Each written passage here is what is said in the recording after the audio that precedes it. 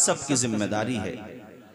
मैं हजरत मौलाना नाजिम साहब है हमारे माशाअल्लाह, कारी ज़ैगम साहब, और ख़ास तौर पे हजरत हमारे हाफिज़ व कारी माशाअल्लाह सैयद रेहान मियाँ साहिब, और फिर वो आले रसूल भी हैं सुभान अल्लाह। और उन्होंने जो सोचा वो बहुत अच्छा सोचा। ये क़िरात का मुकाबला जो आपने किया, मेरी नज़र में तीनों दिन के प्रोग्राम के मुकाबले में सबसे अच्छा प्रोग्राम है। ये भी अच्छे हैं मगर वो सबसे अच्छा है कि उससे हमारे बच्चों में कुरान मजीद की तिलावत का ज़ौक़ पैदा होगा इंशाअल्लाह। तो हजरात, मेरे बाद भी प्रोग्राम चलेगा और मुझे दूसरी जगह भी जाना है, तो वक्त भी कम है और लिस्ट भी काफ़ी तवील है। मैं थोड़ी देर इंशाअल्लाह आप हजरात से गुफ्तगू करूँगा। एक मरतबा बुलंद आवाज़ से कलमा शरीफ और पढ़ लीजिए, ला इलाहा इल्लल्लाहु मुहम्मदुर रसूलुल्लाह सल्लल्लाहु तआला अलैहि व आलिहि व सहबिहि व बारक वसल्लम। चंद बातों के बारे में मुझसे कहा गया है तो मैं उसी तरफ आता हूँ। देखो, हम और आप जिंदगी भर इस बात का शुक्रिया अदा करें कि अल्लाह ताला ने हमें अपने आखिरी नबी की उम्मत में पैदा फरमाया है, तब भी इस बात का शुक्रिया अदा नहीं कर सकते। पूरी जिंदगी सजदा करते रहें शुक्राने का कि मालिक तूने अपने महबूब की उम्मत में पैदा फरमाया, तो अल्लाह की कसम इस बात का शुक्रिया अदा नहीं कर सकते। ये इतना बड़ा अल्लाह का इनाम है हमारे और आपके ऊपर। तो हमारी आपकी जिम्मेदारी भी है कि जब हम खैर उम्मत हैं तो फिर हमारे किरदार से, हमारी रफ्तार से, हमारी गुफ्तार से ये बात नज़र भी आना चाहिए। हमारे समाज में बदकिस्मती से आज कुछ बुराइयां बड़ी तेजी के साथ पनप रही हैं, फैल रही हैं, समाज में बढ़ती चली जा रही हैं। मैं देखता हूं कि हमारे कुछ बच्चे सट्टा लगाते हैं, जुआ खेलते हैं, बाज लोगों में शराब की आदत हो जाती है। देखो, याद रखो, ये वो अयूब हैं, ये वो बुराइयां हैं जो आखिरत तो तबाह बर्बाद करते ही हैं, मगर तुम्हारी दुनिया भी अच्छी नहीं रहती, तुम्हारी जिंदगी भी अच्छी नहीं रहती। कुरान पाक में अल्लाह ताला ने शराब को, जुए को नापाक करार दिया है, नापाक, नजिस, शैतानी काम बताया है। और तुमने आज तक किसी सट्टा खेलने वाले को, जुआ खेलने वाले को मालदार होते हुए नहीं देखा होगा, गरीब होते हुए जरूर देखा होगा। हम तो अखबारात में पढ़ते रहते हैं कि एक साहब ने पहले सट्टा लगाया, जुआ खेला तो अपना माल हार गया, फिर आखिर में अपना घर हार गया, और हमने अखबार में पढ़ा कि आखिर में वो अपनी बीवी भी हार गया। ये कोई झूठी बात नहीं है, अखबारात में आती रहती है आए दिन। इससे दूर रहो, तिजारत करो, अल्लाह तुम्हें तिजारत में खूब दे, सलीके के साथ दुकानदारी करो, बिजनेस करो, दहाड़ी लगाओ। अल्लाह ने तिजारत में बरकत रखी है, 9 हिस्से बरकत तिजारत के अंदर है। खूब तिजारत करो, फलो फूलो, अपने पांव पे खड़े हो। देने वाला हाथ लेने वाले हाथ से अच्छा होता है। और ऐ जवानों, मैं तो तुमसे कहता हूँ, वो औलाद ही क्या जो अपने माँ बाप का सहारा ना बन सके। अगर तुम वाकईतन अपने माँ बाप का सहारा बनना ही चाहते हो तो फिर कमा करके दिखा दो, अपना खून पसीना बहा करके दिखा दो, अपनी बहन की शादी करके दिखाओ, अपना घर बना करके दिखाओ, और बुढ़ापे में अपने माँ बाप को इस हाल तक पहुंचा दो कि तुम्हारे माँ बाप मिसाल दें कि मालिक ऐसी औलाद सबको दे जैसी औलाद अल्लाह ने हमें अता फरमाई है। मैं ऐसे बहुत से बच्चों को देखता हूं जिन्होंने दिल्ली में जाके, अहमदाबाद में जाके, मुंबई में जाके, बड़ौदा में जाके या अपने संबल में रह करके मेहनत की, लगन की। यार तुम मेहनत तो करो, तिजारत के लिए ही मेहनत करो, रिस्क हलाल के लिए कोशिश तो करो, अपना जहन भी दौड़ाओ, अपने कदम भी दौड़ाओ, तुम मेहनत करो। जब अल्लाह मदद करता है तो कतरे को दरिया बना देता है, वो तो गौहर बना देता है, वो चाहे तो पत्थर को भी पहाड़ बना देता है। भरोसा करो, कमाओ, मेहनत करो। इसलिए कहता हूं, हराम रोजी की तरफ मत भागो, कमाना है तो हलाल रोजी की तरफ भागो। उससे पहले दुनिया से नहीं जाओगे जब तक कि तुम्हारे हिस्से में वो मिल नहीं जाएगा जो अल्लाह ताला ने लिख दिया है तुम्हारे। सुभान अल्लाह। इसलिए मैंने कहा हमारे पास बच्चे, मैं देखता हूं क्रिकेट पे सट्टा लगाते हैं, IPL पे सट्टा लगाते हैं। इसको आप छोटे में न लें, ये बहुत बड़ा ऐब है। एक तो रिस्क हराम हो रहा है, दूसरा जहन्नम का अजाब तैयार है तुम्हारे लिए, तीसरा तुम समाज में मुंह दिखाने के काबिल नहीं रहे, और चौथा सबसे बड़ा नुकसान ये है कि जिस मकसद के लिए दुनिया में आए थे वो मकसद दूर हो गया तुम्हारा। इसलिए कहता हूं मेरे भाइयों, पाकीज़ा रोजी कमाओ यार, वो जवान ही क्या जो बाप को सहारा न दे, और वो माँ बाप ही क्या जो अपने बच्चों को इमाम हुसैन का गुलाम ना बनाए। माँ बाप की जिम्मेदारी भी ये है कि अपने बच्चों को अच्छी तरबियत दें। अगर उससे ये पूछने का हक रखते हो कि तूने महीने में कितना कमाया, कितना खर्च किया, तो ये भी हक रखो अपने बच्चों से पूछने का कि ये बताओ बेटे पूरे महीने में तुमने नमाजें कितनी पढ़ी हैं, फजर की नमाज तुमने क्यों छोड़ दी, ज़ुहर की नमाज तुमने क्यों छोड़ दी। वो कितना अच्छा दौर था जब मस्जिदें अगरची कच्ची थी, उनकी छतों से पानी टपकता होता था, मगर बाप भी नमाजी होता था, माँ भी नमाजी होती थी, और बच्चे भी नमाजी होते थे। माएँ उस वक्त तक नाश्ता नहीं देती थी जब तक बच्चे नमाज नहीं पढ़ लिया करते थे। तो माँ बाप की जिम्मेदारी भी है यार। उर्सों का मकसद सिर्फ नारे लगाना भी नहीं होता है, उर्सों का मकसद सिर्फ पिंडाल सजाना भी नहीं होता है, उर्सों का मकसद सिर्फ पैसा लुटाना भी नहीं होता है, उर्सों का बुनियादी मकसद ये होता है, अरे ये तो सारी चीजें मिल ही जाती हैं, असल मकसद होता है कि हमारे मुआशरे के अंदर इनकलाब आना चाहिए। इसीलिए सैयद रेहान मियां साहब और उनके साथियों ने ये इंतजाम किया है, तुम पैसा भी लुटाओ कोई बात नहीं, तुम खर्च करो, मगर उसका रिजल्ट भी तो आना चाहिए। कम से कम हमारे बच्चों के चेहरे पे सुन्नत मुस्तफ़ा भी आ जाए, उनकी पेशानियों में सजदों की तड़प आ जाए, वो अपने माँ बाप के फरमा बरदार बन जाए, वो खाने कमाने लगे, तब जाके कामयाब होगा तुम्हारा उर्स, और तब जाकर के हमें यह हक होगा कि हम कहें कि हयात नगर वालों ने जलसा सजाया तो अमल करके भी दिखा दिया। सुभान अल्लाह, सुभान अल्लाह। इसलिए मैंने कहा।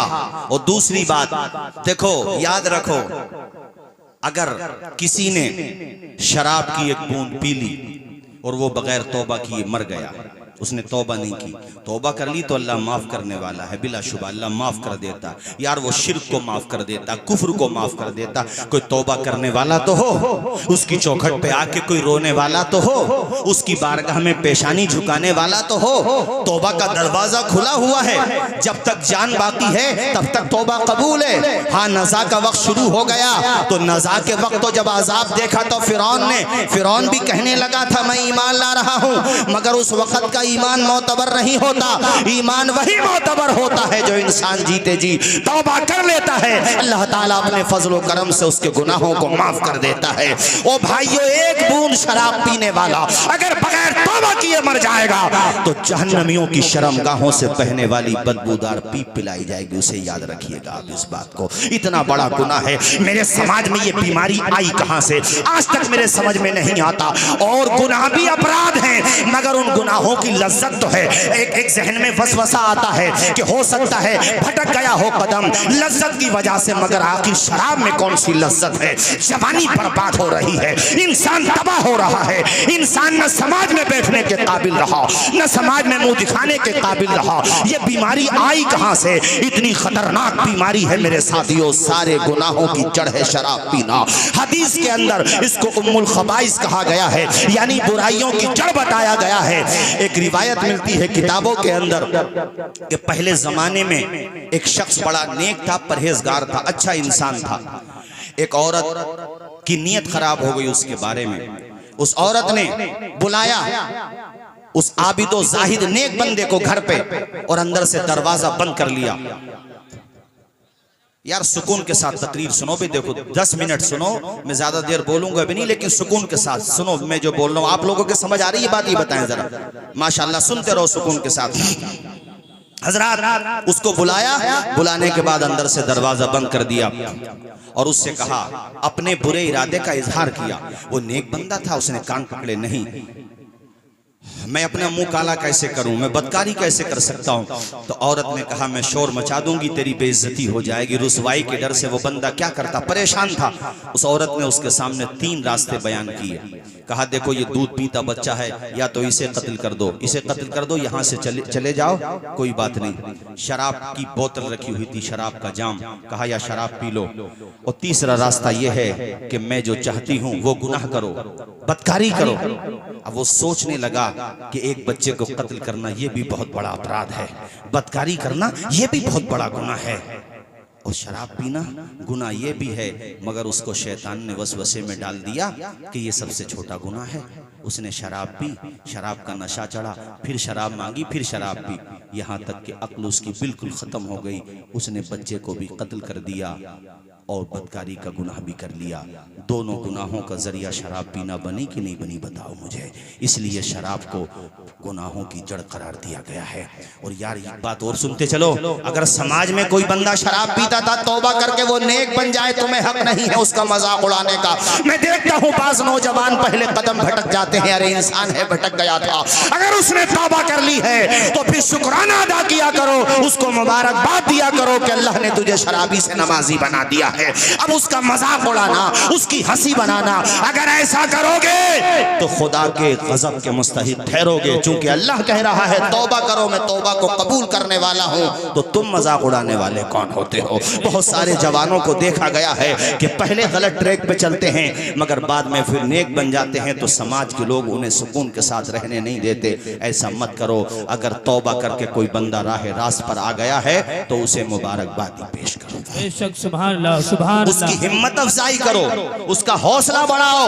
ओ भाइयों, हम दुनिया में ये गुनाह करने के लिए नहीं आए हैं, हम तो अपनी पेशानी खुदा की बारगाह में सुभान अल्लाह, सुभान अल्लाह। हाफिज अब्दुल कय्यूम साहब, पता चल जाए कि हमारा फलां रिश्तेदार या मिसाल के तौर पे हमारा बेटा, हमारा भाई, हमारा बाप दिल्ली एयरपोर्ट पे रात को 3 बजे आ रहा है, तो देखो आप सोते नहीं, निकल जाते हो। या पता चला सुबह 7 बजे तो यहाँ से 12 बजे निकल जाते हो, यानी कहीं ऐसा ना हो उसको इंतजार करना पड़े।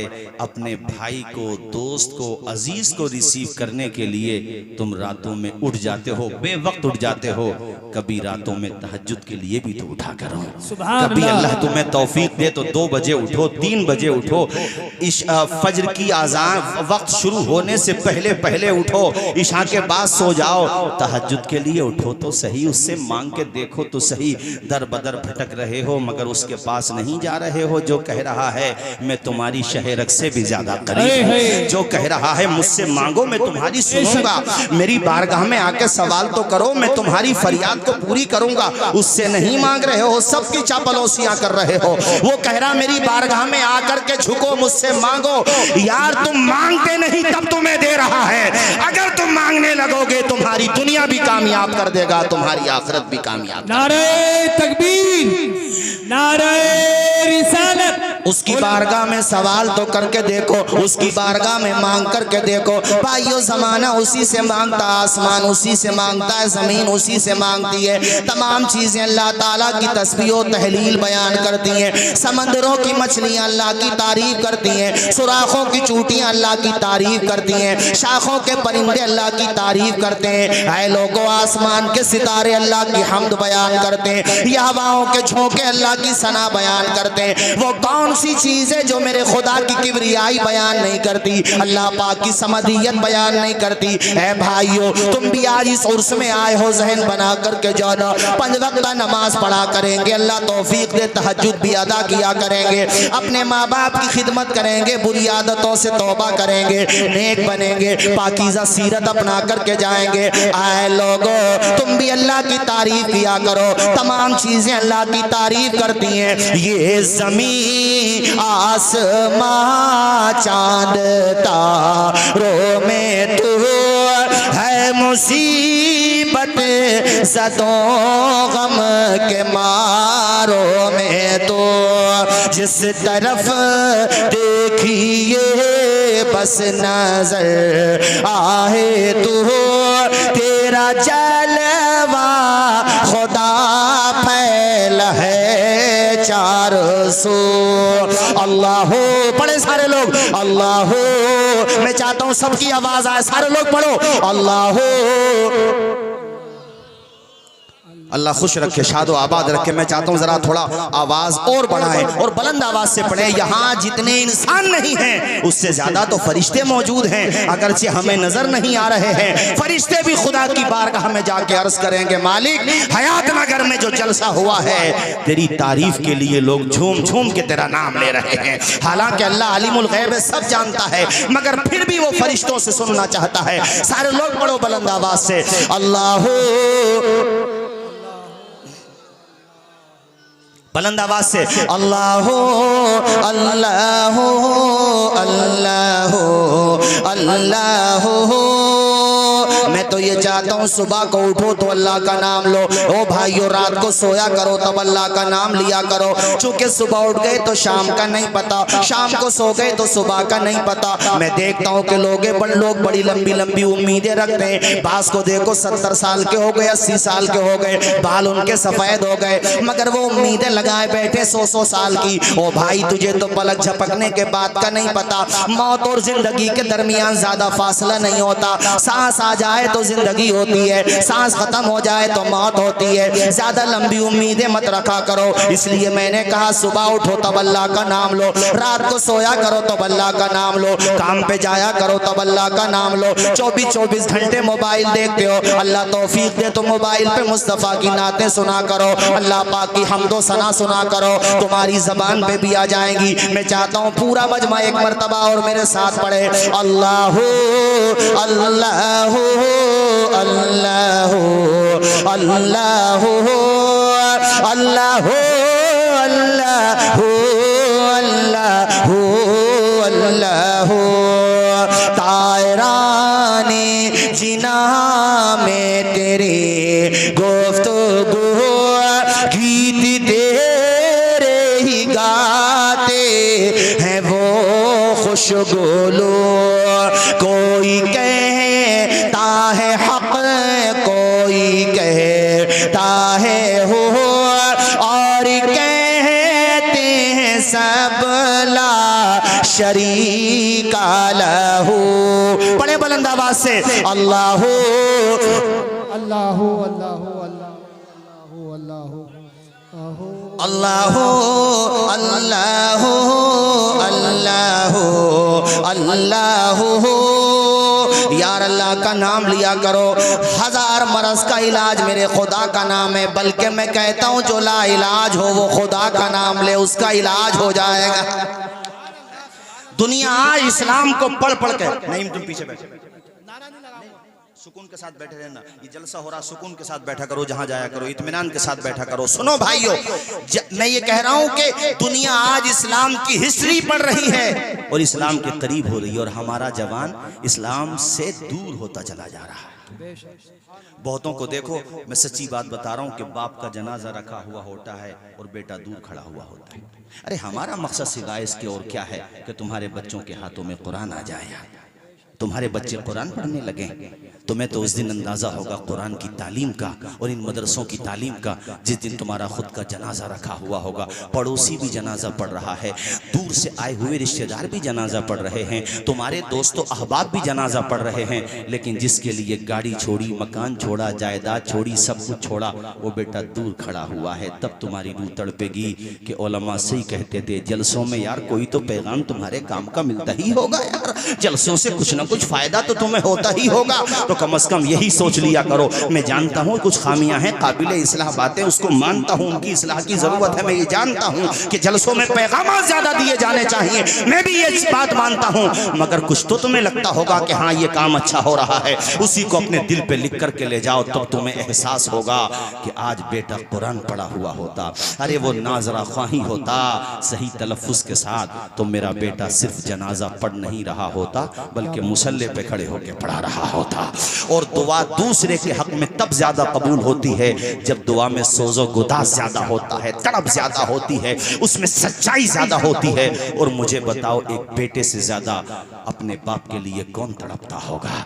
जब बाप के लिए बेटा मुसल्ले पे खड़े होकर पड़ेगा, रब्बिग़फिरली हय्यिना व मय्यितिना व शाहिदिना व गाइबिना व सगीरिना व कबीरिना व ज़करिना व उनसाना, अल्लाहुम्मा मन अहयैतहु मिन्ना फ़अहयिही अलल इस्लाम व मन तवफ़्फ़ैतहु मिन्ना फ़तवफ़्फ़हु अलल ईमान। उसके लहजे में तो दर्द होगा, उसका दिल जो रो रहा होगा, उसकी आंखें जो बरस रही होगी। अल्लाह की कसम, वो इतना करीम है मेरा परवरदिगार कि तेरे आंसू के कतरे जमीन पे टपकने से पहले वो चाहेगा तो तेरे बाप को माफ कर देगा।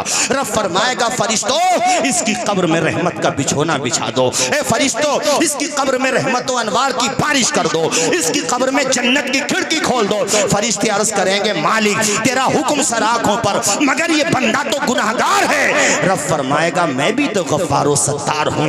ओ फरिश्तों, तुम इसके गुनाहों को देख रहे हो, मैं इसके बेटे की दुआए जनाजा को देख रहा हूँ, मैं इसके बेटे के तड़पने को। ये जैसा भी था, इसने अपने बेटे को मदरसे में पढ़ाया था। अरे दुनिया ना समझे मदरसों की अहमियत, मगर किसी के ना समझने से मदरसों की अहमियत खत्म नहीं होगी।